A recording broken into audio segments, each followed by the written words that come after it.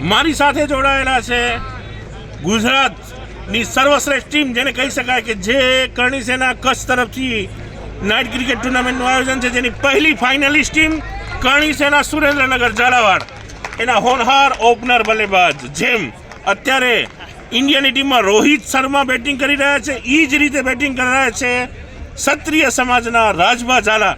એમની સાથે પેઢડાના ઝાલા સાહેબ, જે આપને ઝાલા સાહેબ હું આપને વિનંતી કરીશ કે આ ટુર્નામેન્ટમાં આપણે સેમીફાઇનલ જીતીને ફાઇનલની પ્રથમ ટીમ બન્યા છો અને આ ટુર્નામેન્ટ વિશે બે શબ્દ કહેશો, અને આવતીકાલે ફાઇનલ મેચ, તો ફાઇનલ મેચમાં ઝાલાવાડથી વધારે પ્રેક્ષક આ મેચ જોવા આવે એને આહવાન કરશો.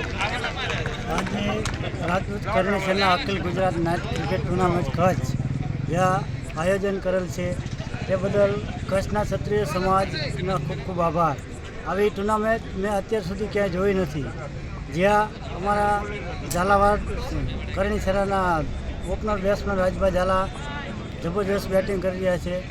જ્યારે કચ્છમાં આવું ટુર્નામેન્ટ થયું, જ્યારે ઝાલાવાડની ટીમ કરણી સેનાની ટીમ ફાઇનલમાં પહોંચી છે, ત્યારે આવતીકાલે મારા અંદાજ 20થી 25 ગાડીઓ અમારે રાજભા ઝાલાનું બેટિંગ જોવા આવશે એવો મેસેજ છે.